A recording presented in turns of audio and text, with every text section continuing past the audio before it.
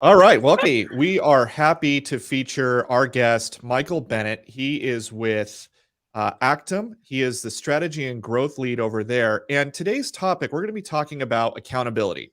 And that's not normally a word people have positive association with. But we actually internally see it as a really powerful strategy that you can tap into to generate commission checks on a regular basis. And not just commission checks for real estate agents, but for anyone who's in sales, whether you're in escrow sales, title sales, we see accountability as a really powerful tool. The thing about accountability is that it's a counterbalance to the internal voice in you that's giving you excuses not to pick up the phone, not to do leads, lead calling, lead gen of any sort, door knocking, whatever the case might be. And there are a lot of things like we have to be honest about the fact that human nature really kind of pushes against all of the uncomfortable things a successful salesperson needs to do lead gen on a regular basis. Yeah. And so when you have an accountability tool, when you have an accountability person, and this is why I'm really excited to talk to Michael, because I think that ultimately one of the things that Actum does really well is it takes this to a human relationship, and it doesn't have some abstract machine hold you accountable. But when you have someone that you have to answer to, you're going to have an internal voice driving you to make sure you have something to say. So that's today's topic. And Michael, why don't you tell us a little bit about your job at Actum, and before that, even like how did you get here? Like, what made you so passionate about working in the accountability space?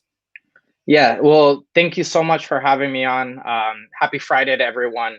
Yeah, man. So I'll start maybe with my Aloha Friday. We're calling in from Hawaii today. So maybe I'll start a little bit more with my background and then tying that into Octum. I spent around 7.5 years in Silicon Valley prior to joining Octum. Uh, and my whole time there was on focus on building out high performance sales and marketing teams. The companies that I've been with, we've raised over $200 million in capital, funded by some of the best VCs in the entire world. And I had essentially hundreds of thousands of dollars in budget per year, or actually, excuse me, per month, to hold my teams and so forth accountable, whether it be on sales pipeline, whether it be on lead gen tools and so forth. And I joined up with Octum around 2 years ago. It's the company of some of my best friends. And we essentially are all marketing and kind of sales tech geeks. And we said, what if, and we really started with this hypothesis, or I guess thesis, of what if we could give a similar set of tools that I had to the real estate industry, specifically the broker teams and their agents, for instead of hundreds of thousands of dollars a month, hundreds of dollars per month, and really allow the teams to drive and build out these high growth, high performance sales teams.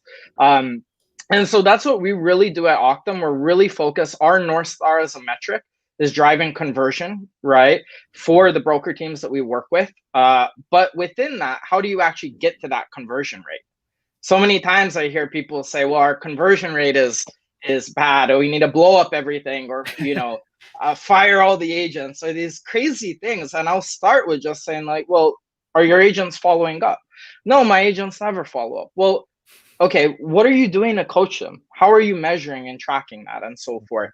And so this is where we've really found a phenomenal sweet spot in the market. I can talk a little bit more about the teams that we work with and so forth, but that's really at the core of what we're focused on. How do we drive lead conversion? And a huge fundamental tenet of that is accountability, is providing tools and analytics to help broker team leads, operations directors, sales coaches hold the agents accountable, and in a data-driven way, not a way like you were mentioning earlier. You have that internal kind of talk, and my broker team lead is coming down on me because they don't like me. Octum removes that from the equation, right? Here are Yeah, your numbers. Here's where you're doing well. Here's where we can coach you up to get better. that's that's interesting. So what you're doing is you're basically saying, "Hey, man, it's not personal. We're just taking a look at these things Yeah. here." Right? I really love that. What drove you guys to think like that?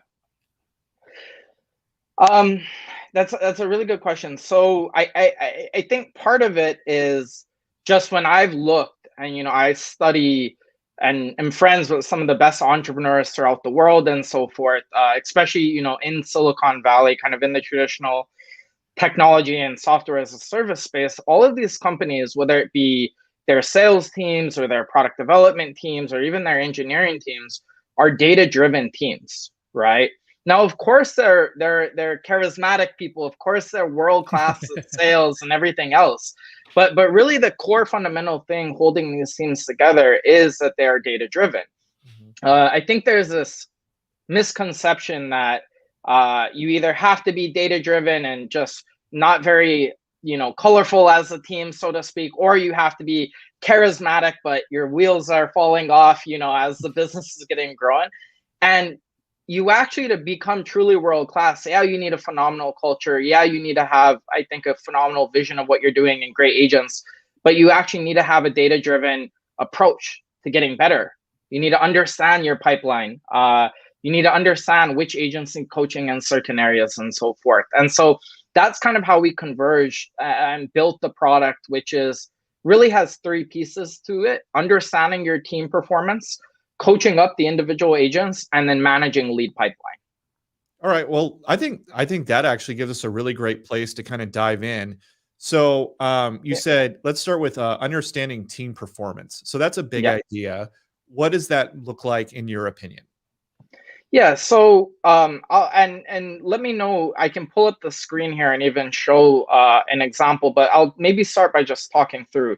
I think when I talk with a lot of team leads that come in, every team lead will tell you, okay, we have a conversion problem, we have a pipeline problem, right? Like who I don't know anyone, in not just in real estate, but in business as a whole, that would tell you that that's not a problem. We're all looking to get better and improve. And then I'll ask them, I'll say, okay, well, within your pipeline, you aren't getting the results that you want on a team level. Do you have a top of funnel? Do you have a mid funnel? Do you have a bottom of funnel problem? And they'll be like, I have no idea. And so the reality is that the conversion rate, right? If you look at your overall business, right, your conversion rate is driven through stages of a sales funnel. And so when we tying this back in accountability, if I have a problem top of funnel, it's much different than I have a problem bottom of funnel. So if I have a problem bottom of funnel, I need to be holding that, just say my agents responsible towards and accountable for moving the deals, the offers written into an actual pending or closed deal, which is a much different discussion to be had than, for example, moving a new lead that's coming in and getting them to be connecting with them, right? And engaging them and moving them through the pipeline. And those are actually both very different accountability conversations. Now, there are some similar threads within them, but that's one example. The other example that I'll bring up, that I think another thing that every team has, is they won't know. They'll have an agent that just is, and as we know with agents, they want as many leads as they can get their hands on, right? But a lot of agents, once they get to a certain number, they can't actually handle that volume of leads. And so one of the things that we have within our product is we have a very simple matrix. It's not rocket science, that just shows, okay, here is the average amount of leads per agent on your team, and here's the average conversion rate. So if I have an agent, why don't you pull that up real quick and let's take a look at that, because I've seen the matrix, I think, on your website, and I think that it would be helpful to visualize this as you're talking about it. So it's a 4-square matrix, right? And the framing of it is basically, it does a couple things, but one of the things it does is it helps you to see who your growth people are. Yeah, there we go. And I'm going to add it to the stream here and move some things around from a branding perspective. There we go. Awesome. Okay. If you're listening on the podcast, none of what I just said really makes sense, but we made it look good on the video. So you should subscribe, by the way, over at YouTube to Marketing Trench and watch the videos, because especially for this one, I think you're going to kind of want to get eyes on what we're talking about here. But anyway, okay. So Michael has pulled up the actual Octum platform. So we're looking at a demo instance of this. Walk us through what this matrix is. Yeah, so what this simply does is we call it segments by stage conversion, or our agent quadrant internally. And what we're really doing here is looking at the median of leads crossed by the average conversion rate. Now, why is this important? Well, it's important because this is how you actually identify agents for lead allocation or lead distribution and coaching opportunities. So if I'm an agent that has above average amount of leads, but below average conversion rate, what is that like? What's the key message there from the broker or the sales coach or the director of operations? Well, over a long enough period, when I'm looking at that and they're stuck there, it means that they aren't having time to actually follow up. They're critical. They aren't having time to actually follow up with the leads because we're feeding them maybe so much or they're taking out so much, but their conversion rate is below the team average. All right. It's a So coaching opportunity. 100%. Or it may be the opportunity to just, hey, you have all these leads, you aren't being able to work them. And me as a coach, when I'm looking at this, I don't necessarily need to yell at the agent about this and so forth. I can actually turn that into a positive for the agent. Hey, you're doing phenomenal on this one group of leads, but you have too much that aren't really, aren't a high chance of conversion. Let me pull some of this back and let's focus on the leads that are really going to convert, really help you close, really help you get that commission check.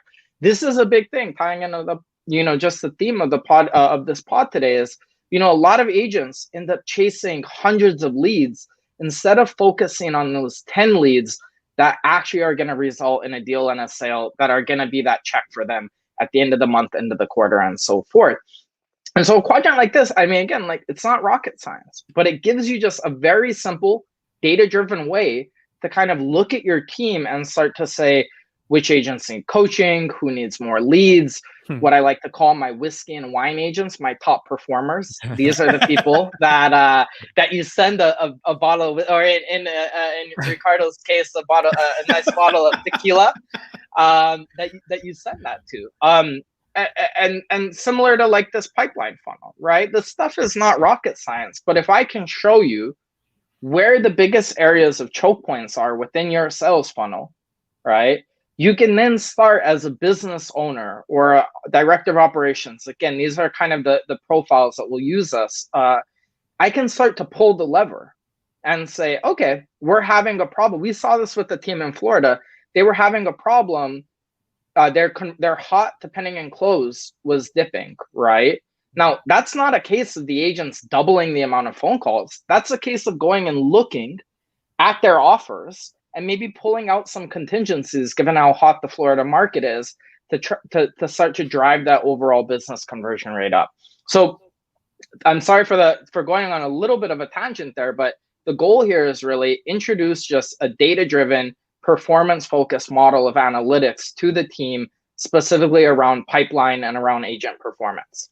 Yeah, I love that. As somebody who is a CEO of a company and has had sales, many we currently employ and some we've had come and go, the matrix, if you don't mind scrolling back down to that, yeah, the matrix is so powerful because it gives me a quick snapshot with faces and names as to where people are relative to the work we're doing, right? Like as a CEO of a company, I'm dealing with a whole host of different sort of verticals within the company.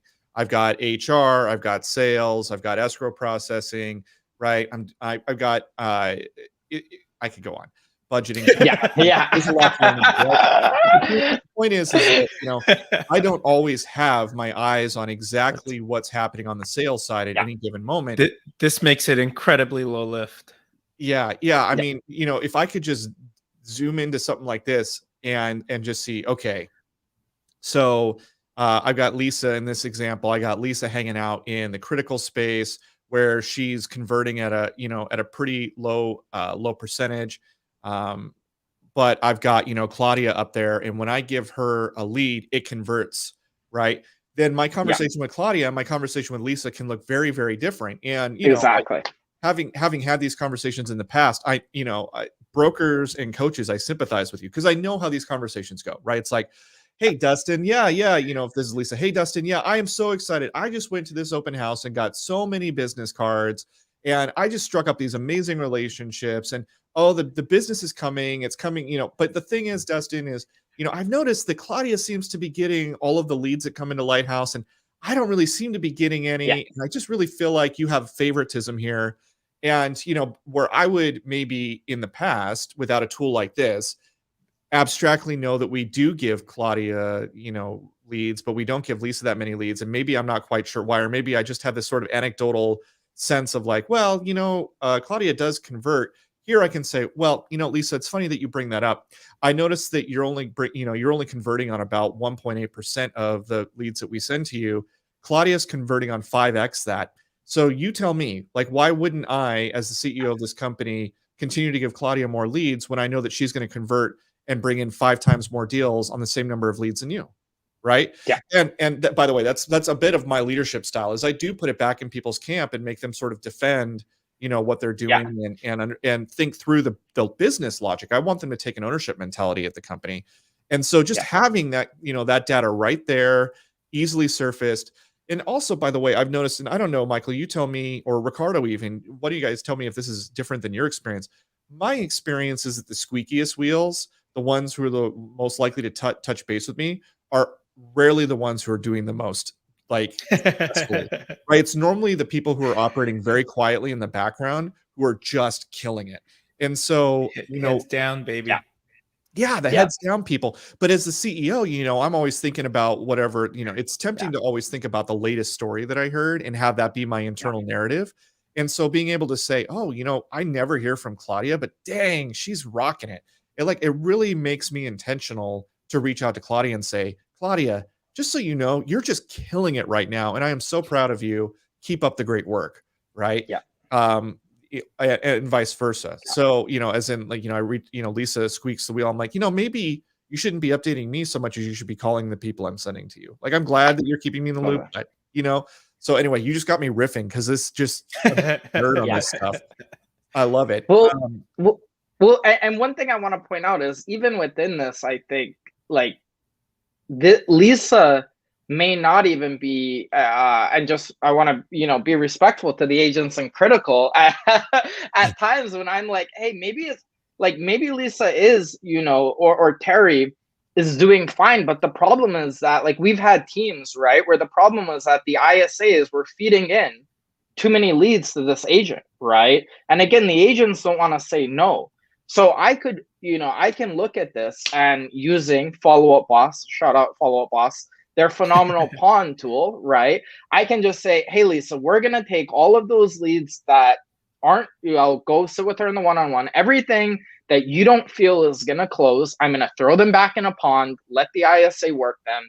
And what we just see naturally is, when the agent is more focused on the actual leads that are going to lead to commission, they're going to perform better. So it's a win-win, like, for not just the business, but for that agent as well.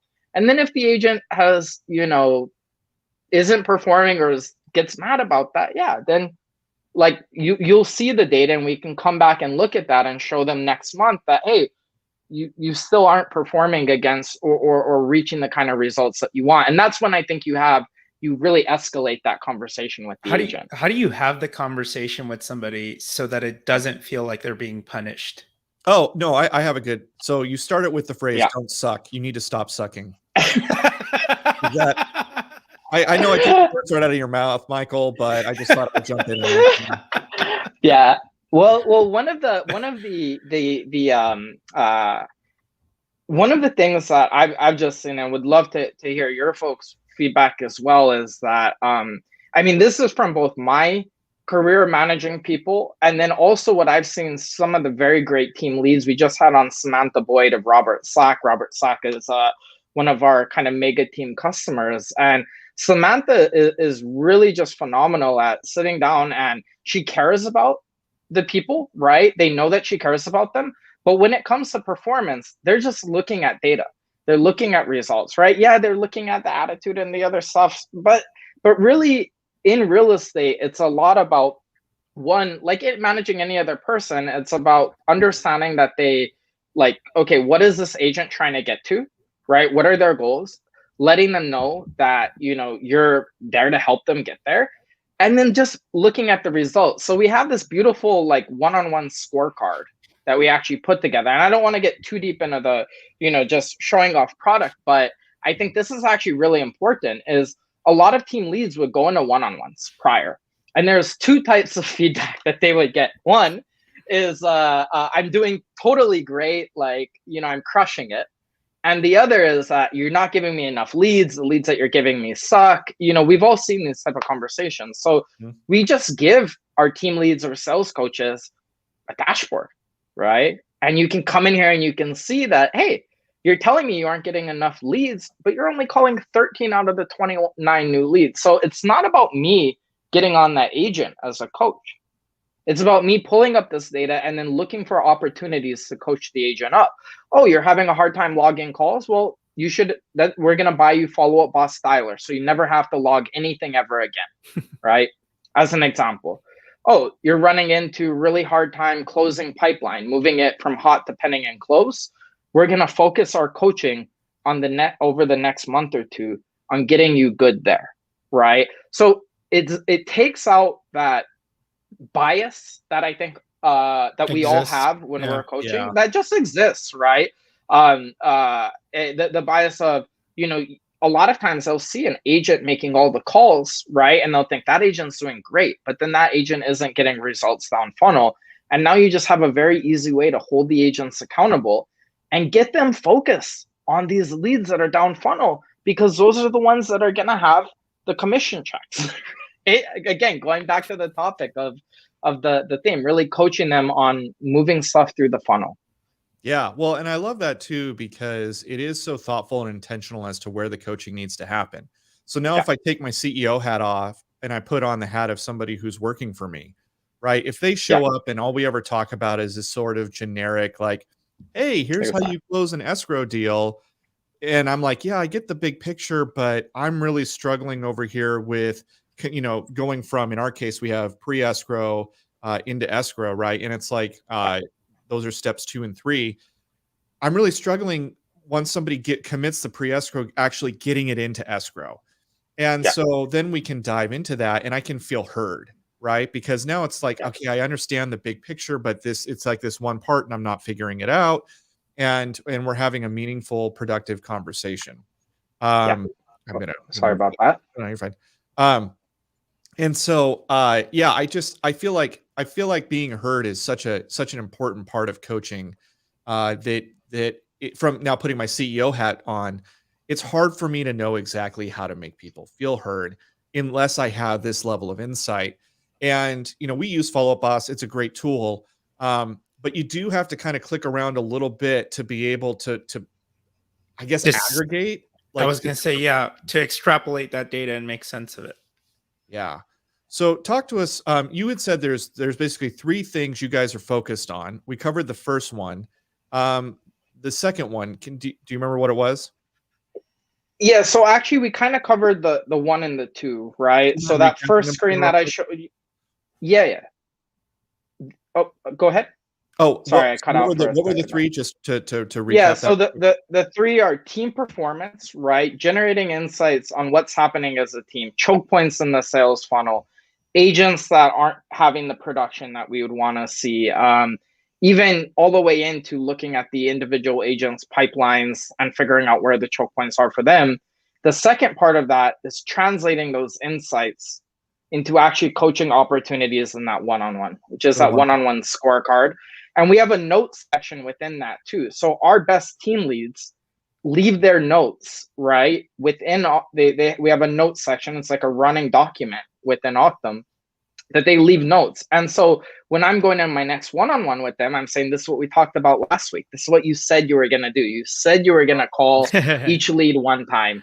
That's awesome. And then the third is lead management, which I can show you as well, which is really kind of our hottest product out there right now within our suite, which is just focus on finding leads that are dropping and slipping through the cracks and holding the agents accountable to do that while saving the broker time. Yeah, let's dive into lead management. Perfect. So I am going to, can you share my, okay, perfect. There we go. All right. Is my screen up? Yes, we can. Yeah, we can see it. Gotcha. Sorry, I realized that I'm switching between tabs. So lead management was really came as a result from just listening to customer feedback and broker team feedback. And I want to give a very special shout out to a shared friend in the space, Barry Jenkins, whose phenomenal broker team does a lot of work within the YLOPO and unofficially FEB communities and so forth. And so he's helped us a lot on kind of giving us feedback on this. But essentially, what happens with every team is that they have X amount of leads coming in, and inevitably agents drop those leads. So what we've done is, and I think Follow Up Boss is a phenomenal system of helping agents kind of categorize out their leads. You can build smart lists. There's a lot of phenomenal things that we did there. But one of just the things that we saw is that we wanted to make it very easy for the broker, team lead, or director of operations or lead manager to look at this in aggregate. So what we do is we take a lot of that business logic. I want every new lead reached out to within 24 hours, right? Or it should be quicker, but that just use that as an example. I want every lead that's in nurture to get a person reach from an agent every 7 days, 14 days. We have all of these kind of custom rules that you can put in. And then instead of, as a broker team lead, me having to go through each individual lead record, I can come in here and I can say, I have 14 new leads that haven't been reached out to, right? And I can go in and sorry, my computer is being a tad bit slow right now. I can come in here. Let me just go back up. I noticed that it said Sorry nudge or about this. reassign, and I'm assuming that's what you're pulling up. But what is that nudge feature? So the nudge feature is essentially okay, perfect. We're back here. So you can do two things with this. You can nudge a lead, which essentially allows you to write a custom note for that agent, right? And say, and it hits their Follow Up Boss record, right? Because the agents should really not be leaving Follow Up Boss. We think the agent should live there, but a broker wants to send them a note and say, hey, you need to follow up with this lead. So I can nudge that. And what it does is it shoots them on that lead profile in Follow Up Boss. It tags them in a comment and says, follow up with that lead. And then I can then go in and see whether or not they followed up. Right. So now I'm not only saying, okay, this agent dropped the lead. I can see after I nudge them whether or not they've actually followed up after I nudge them. And if they don't do anything, then I can reassign, and I can reassign them to, for example, a pool, right? Or a different agent, whatever you want to reassign them to. So what this does, and we have some AI as well working in the background to show high priority leads and so forth. But what this essentially allows you to do is come in and either in mass for a role or individually for each lead, ping the agents, hold them accountable. And the success of this has been incredible. We have a team out of Utah that we publish a case study with, Ames team. They're one of the top ones on Real Trends for the state of Utah. Their director of operations used to spend minutes daily. In addition to that, they've found $17 million of drop pipeline just in these leads, of which $4 million of that is enclosed or pending right now within a few months. So it allows you to essentially extend your arm, get that type of disciplined operational management that you need to do no matter what, but in a tenth of the time, and then catch drop leads, because every time a lead drops, it's like $10,000 going off, dinging in my head. Right. You're using automation to layer accountability. Yeah, automation and AI to layer accountability. Exactly. Yeah, well, and aggregating the information is so powerful too. I found that in my line of work, especially, that is the most time-consuming thing. It's, for whatever reason, a lot of tools are really powerful at showing you what's going on a kind of like moment by moment or case by case basis. But they're less powerful. They're less good at showing you what's going on, big picture, and then sorting all of these people, all of these moments, all of these cases into just a handful of buckets that are really relevant, right? Like that categorizes people and says things like, hey, these are drop leads, or hey, these are people that reached out to you, and this could be pending, or this is a missed opportunity, or anything like that. Like, but that's how I think as a leader. And so having that information is just, yeah, it's just so critical. Michael, are you still with us? I don't see your video. I don't know if we lost you completely. We might have lost Michael completely. His internet was having problems. Ricardo, I'm curious. You work for Follow Up Boss. You're really proficient on their tools. What are some things that stand out to you as you see Michael kind of walk through this, and you compare it to what Follow Up Boss has? Like, what gets you the most excited? You talk about this before. We've talked about it at length when we've talked about like just CRMs in general. And it makes data actionable. It gives you intelligence or business intelligence that makes it easier for you to take action on something. We're doing like this big online summit, and I said, what's your biggest challenge in your business right now? And by and far, for a lot of people, it's my biggest challenge is getting my team to implement the tools or the things that the resources that I've given them to kind of operate their business.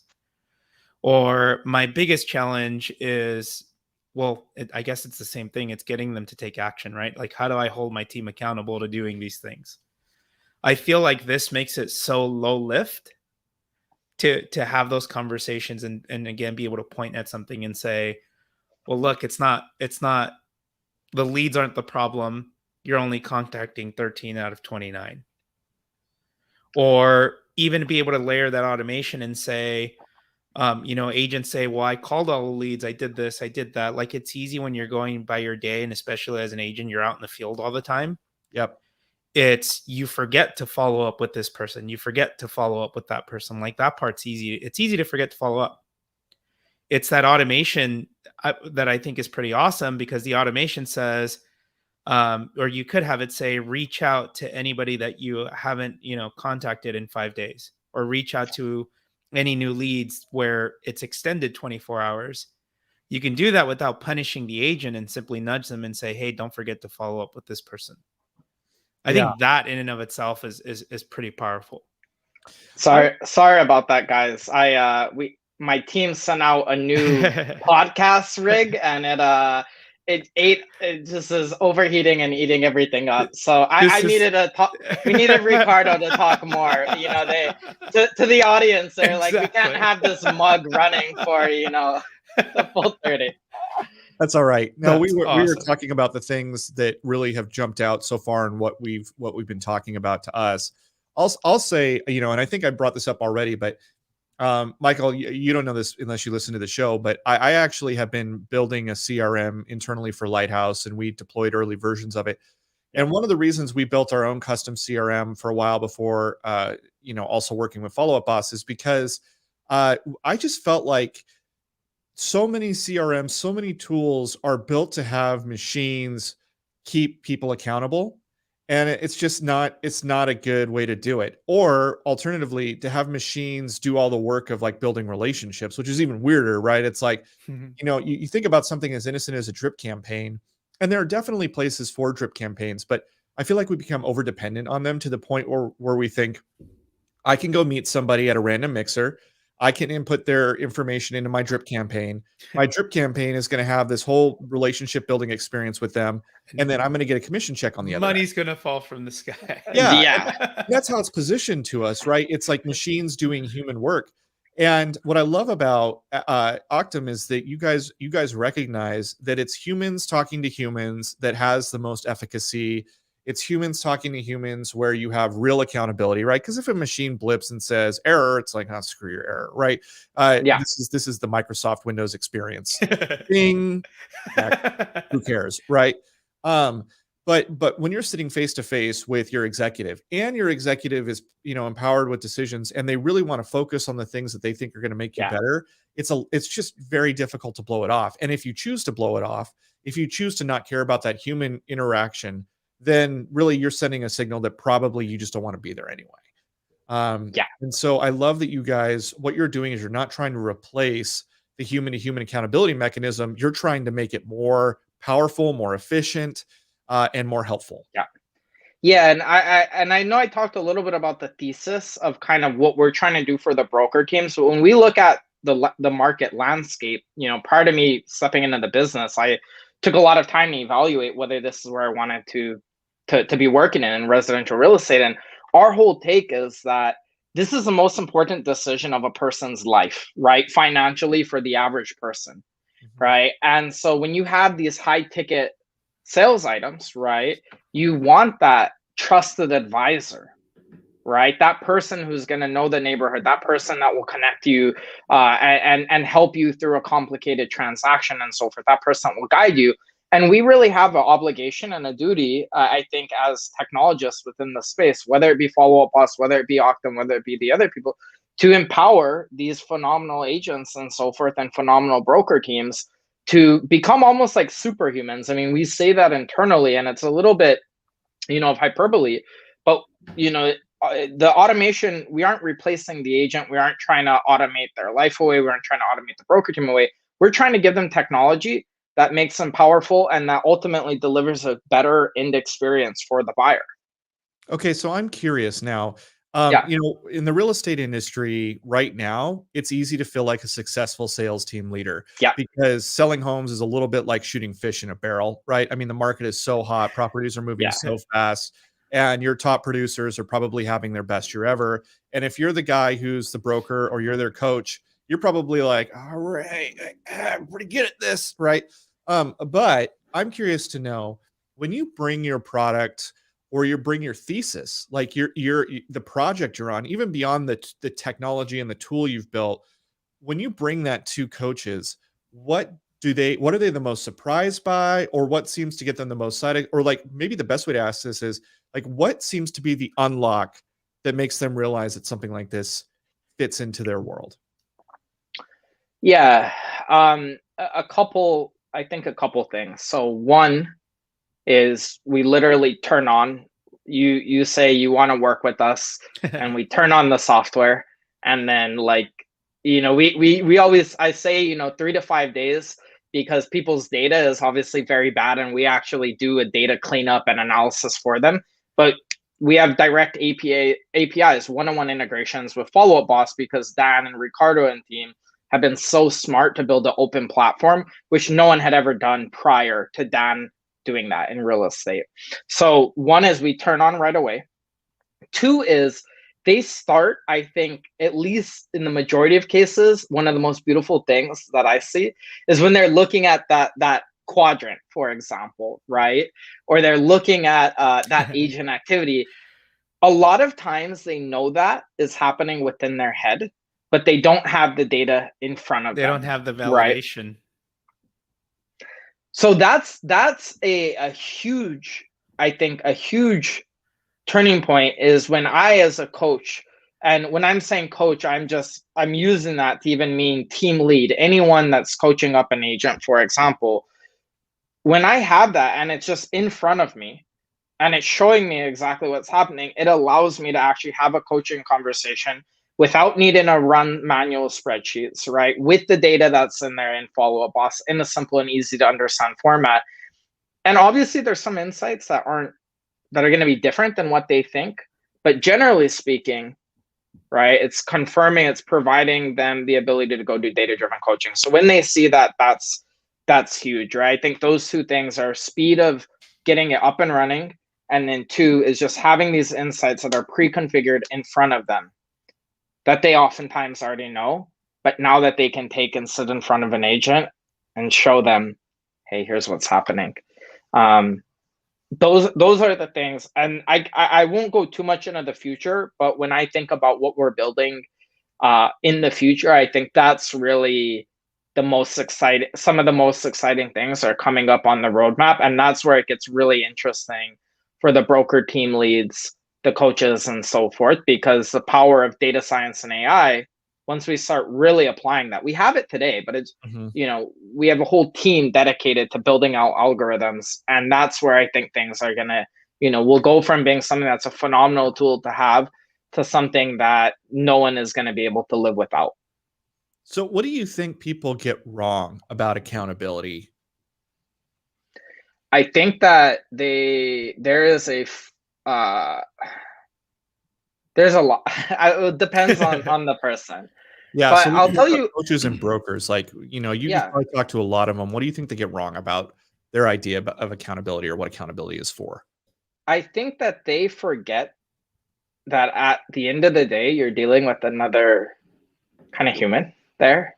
I mean, the great brokers understand this, but a lot of them forget that that agent, that person on the other side has other options out there and so forth. And so what bad brokers do is they will go and they will yell at the agent, or they'll use some of those techniques, right, that we talked about earlier, where it's kind of like you aren't doing this or you aren't doing that, but they aren't actually, using data, right, and making an actual case, right? When you're coaching someone, like when I'm coaching my employees, I can't just use a stick. Yeah, I can turn off leads or so forth, right?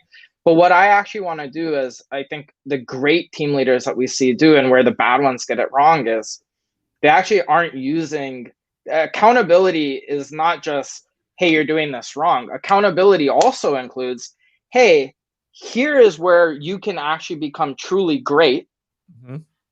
I'm going to coach you and hold you accountable to getting there. It's not always just a negative thing, right? And so without actually coming with I think a structured framework or so forth, like, they're just setting themselves up to fail. And by the way, when the market at some point eventually doesn't look as nice as it does today for all of us, this is going to be a big problem. Yes. Yes. Yeah, I love that. I love that you're focused on, hey, here's how we can make you great. Because people don't want to be bad at their job. Even people who are burned out on Yes. their job, they want to Yes. be good. They want to be seen as excellent. And to the degree that their inability to excel comes down to, maybe just a misalignment somewhere in the conversion process, right? Having the information that you guys are talking about can bring that alignment, and all of a sudden everything clicks, and excellence is like it's just right Yeah, around the corner, right? totally. Yeah, I love that. Yeah, because I can there have been many times where I have become so I've been reading this book by Jordan Peterson called 12 More Rules for Life, and Great book. you like yeah, Great book. it's been great. And one of his chapters talks about not hiding things in the fog, right? And what his point is that there are little things that people can do on a day-to-day basis which feel small. And so you just are like, well, instead of having a conversation about these little irritants, I'm gonna hide them like in a closet. I'm gonna hide them in the fog. I'm gonna hide them out of sight, right? But what happens is they aggregate. And over time, it becomes big, but you're not really paying attention to it until one day it's become so big you can't ignore it. And then you just explode because it feels huge, even though really the size of that one instance has remained small the entire time. And leading sales teams can be a lot like that, where you think, well, I feel like Joe isn't really on his game today, or he said something that doesn't make sense, but I'm just going to let it slide because I don't want to talk to Joe about this. Joe's a bit touchy, right? And then you just make little excuses for these things that you notice that Joe is doing that you think are irritating or you think aren't advancing his sales career, until some point down the road, you've let all of these thousand things that Joe has done build up in your brain, and you've finally convinced yourself that Joe must want to suck at his job. Like Joe just hates his job, Yeah. and Joe is like purposefully out to be a screw off, right? And poor Joe doesn't know about any of these single instances because you never talk to him about it. And Joe is just Joeing, right? And one day you hit Joe with this, Joe, why don't you care? Like, why do you suck so bad? Like, your whole narrative that you've been quietly building up comes out, and Joe has no idea where you're coming from, right? And I think that what you're doing here is you're surfacing all of those little instances, right? You're saying, Joe, we're noticing this problem here, and let's dial in on it, because we can see that there's some gap here. And Joe, by the way, I feel like, you look at all this work you're doing on the front end, you're doing so much work on the front end, buddy. Like, wow, this is amazing. But right here is where it seems to be the fault. So let's get this right. Because I think if we do, the back end's going to be like, your commissions are just going to skyrocket. How does that sound? Yeah. Like, that's a Yeah. way better conversation than letting the little things that Joe does pile up until you've decided that Joe doesn't care. Well, remember when we were looking at like the pipeline funnel?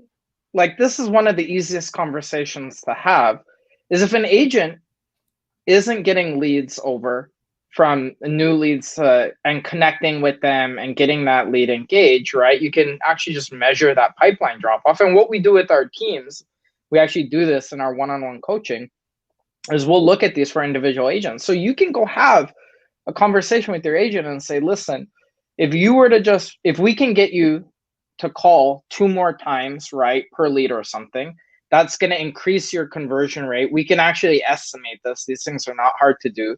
And that's going to drive X amount more money for you, right? And what I found is a lot of times brokers assume that, again, like you said, like, it's not, you can't let that stuff build up. Well, assume that that's obvious. Well, maybe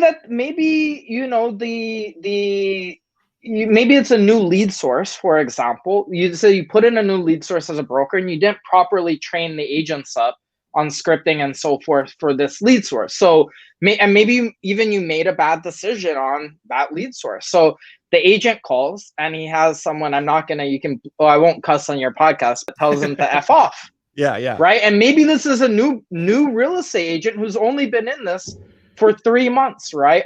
And so, I mean, I'm used to this because I've been in sales. But if I'm a new agent, maybe right out of college, and my broker's saying, you need to call everyone, and I called someone and this person yelled at me and screamed at me, never call me again, etc. A lot of that, and then that obviously may affect their performance for a little while. As a broker, like, that's worth having a discussion, saying, hey, this is going to happen, and here's how we can actually make these calls against lead sources better. But like, and this boils down to just being successful in business as a whole. Like, I'm sure that you've seen, Dustin, like, if it were totally automated, we would all just be trillionaires by now. Right. Yeah. You got to figure this stuff out, but you actually need to start by knowing what's happening, having a heart to actually coach the agents, and looking at it like a business. Well, and knowing what to care about too, right? Because, and I'm sorry, I keep blinking over here. I'm battling an eyelash. Well, my computer went down earlier. If it's any, what a disaster! What a disaster all the way around. It's not obvious what to care about, right? Because all we tend to look at are inputs and outputs, leads in, commission checks out. And there are many steps, myriad of things in between. Yeah. And not all of them are of equal weight, right? Some of them are just super boring, like data input things, but some of them are really important, like the tone of the script that you're using to try and close a deal.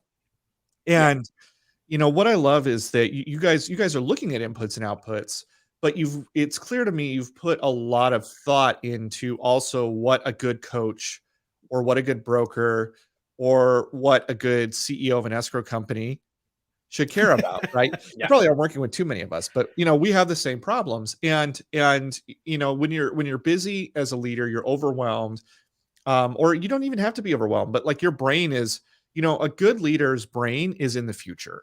I tell my team all the time, I'm hardly thinking about what's going to happen tomorrow. I'm almost always thinking about what's going to happen in the next 6 to 12 months. Because if I'm not thinking about it, then we're going to come up on that period of time and we're going to be unprepared, right? Yeah. But what that means is that because I'm not necessarily thinking about what's happening in this moment, I might not know exactly what to care about in this moment, right? And so you guys have done a lot of that lifting for us. Yeah, I mean, and that's a big part of it. And if you're too busy pulling that data out of Follow Up Boss and putting in a spreadsheets and, spending hours, per day manually following up with each individual agent, right? You aren't going to have time to do that other stuff, right? That actually drives delta. Just imagine, instead of taking an hour to calculate all that agent's data prior to one-on-one, I can look at Follow-Up Boss, I can look at Octum, and now I have that hour to actually coach them. Yes. Right. So I went from 2 hours of and having oftentimes bad data and so forth into an hour of really focusing on coaching them, connecting with that person, understanding even within that agent's life what's coming up. Oh, your daughter is getting ready to go to college. Boom. We're gonna, and you want your production goals to increase because God knows how much college is these days. Like, those are the type of thing that world-class CEOs, in addition, I think, to being forward-looking about technology, being forward-looking about the markets, are also forward-looking about managing their people, more so in this business actually than any other industry that I've seen, actually, because we are, the teams are built around those agents. Yeah, it's like when I talk to Ricardo and we're mapping out our goals. I always put it in terms of how many bottles of liquor will this let you afford? Yes. Well, suddenly it all makes sense. now you got to account for me as well too. So he probably just doubled that number. Awesome. Well, Michael, this has been a real pleasure. I appreciate you just coming on and really sharing this wisdom and the big ideas that you guys have here at Octum, what you're up to. Where can people find you besides your website, which is auctm.com? Where else can people find you? Are you anywhere else on the internet publishing your thoughts? Me personally, you can find me on Instagram and Twitter at Michael Hawaii. You can also just reach out to me at michael@michaelhawaii.com. If there's anything I personally can do to help, but I would say for probably the majority of people on this, they're going to want to go to octum.com, sign up. I'm happy to take anyone through a full demo of the product. Even if you aren't on Follow-Up Boss and so forth, I'd be more than happy to kind of just show you around and what we're doing. That would be it. I on Twitter, I keep it fairly snarky, but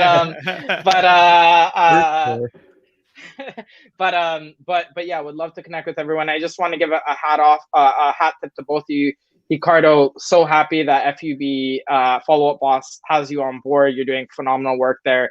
And Dustin, it's really cool to see. I think the future is really business leaders moving into media and sharing their experiences and what made them successful.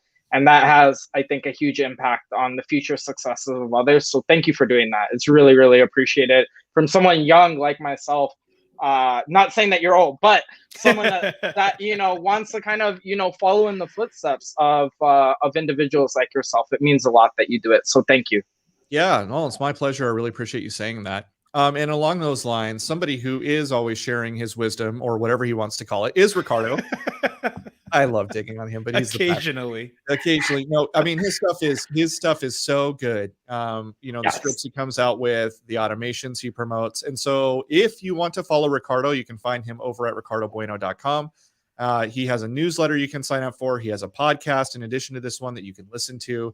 It's always good stuff. He's talking to industry leaders. He's talking to people of influence in the real estate industry. He's talking with people who are coming up with new technologies and interesting products like Michael over at Octum. So check out that podcast. It's phenomenal. If you are buying or selling or refinancing your home in California and you are in need of escrow services, as you likely will be, my company would like to help you out. And one of the first ways we can help you out free of charge is by helping you know how much your closing cost will be if you are buying or selling a California property. You can go to lighthouseescrow.com. You can scroll down a couple scrolls and you're going to find the free closing cost calculator. It is an estimator and it doesn't include absolutely everything. There are some city local transfer taxes and stuff that we just don't have the power to calculate at the moment. But for the most part, it will give you a very good high level estimate of what your cash in hand will be when you sell your fat equity rich property in the state of California that everybody wants to buy. Yes. So go do that. We'd love the chance to work with you. And our third host, who is not here today because he is speaking at a national conference. Scott, everybody wants a piece of Scott. So smart, so good. Scott Shang, Find My Way Home. You can find him over there at Find My Way Home. He's always publishing. He's writing on the latest trends. This guy lives in the future. It's practically unfair because he can tell you what's going to happen tomorrow. So go check Scott out. That's it for us. This has been another episode of the Marketing Trench. Thank you for listening. Yeah. Yep.